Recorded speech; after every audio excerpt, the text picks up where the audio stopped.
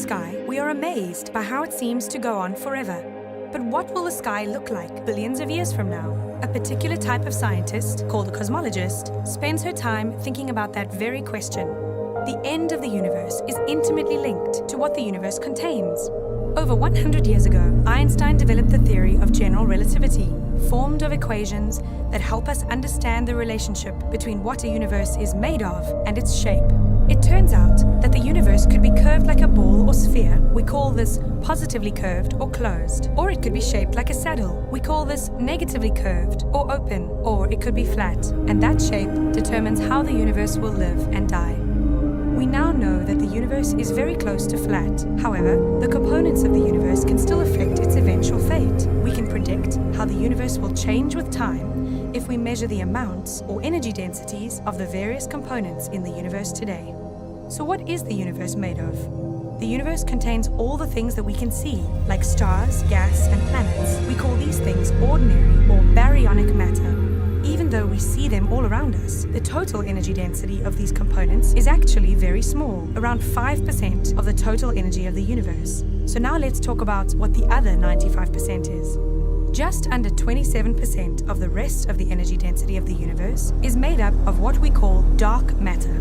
Dark matter is only very weakly interacting with light, which means it doesn't shine or reflect light in the way that stars and planets do. But in every other way, it behaves like ordinary matter. It attracts things gravitationally. In fact, the only way we can detect this dark matter is through this gravitational interaction, how things orbit around it and how it bends light as it curves the space around it. We have yet to discover a dark matter particle, but scientists all over the world are searching for this elusive particle or particles and the effects of dark matter on the universe. But this still doesn't add up to 100%. The remaining 68% of the energy density of the universe is made up of dark energy, which is even more mysterious than dark matter. This dark energy doesn't behave like any other substance we know at all and acts more like anti-gravity force. We say that it has a gravitational pressure, which ordinary matter and dark matter do not.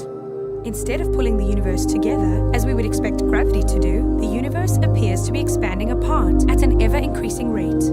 The leading idea for dark energy is that it is a cosmological constant. That means it has the strange property that it expands as the volume of space increases to keep its energy density constant. So, as the universe expands, as it is doing right now, there will be more and more dark energy. Dark matter and baryonic matter, on the other hand, don't expand with the universe and become more diluted.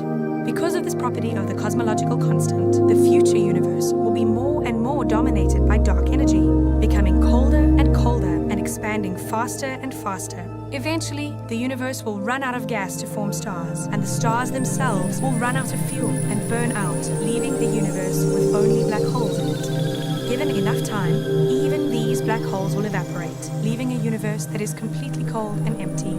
That is what we call the heat death of the universe. While it might sound depressing, living in a universe that will end its lifetime cold and devoid of life, the end fate of our universe actually has a beautiful symmetry to its hot, fiery beginning. We call the accelerating end state of the universe a De Sitter phase, named after the Dutch mathematician Willem de Sitter.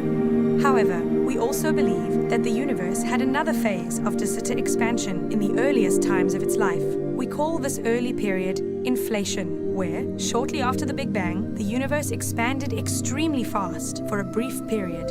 So, the universe will end in much the same state as it began, accelerating. We live at an extraordinary time in the life of the universe, where we can start to understand the universe's journey and view a history that plays itself out on the sky for all of us to see.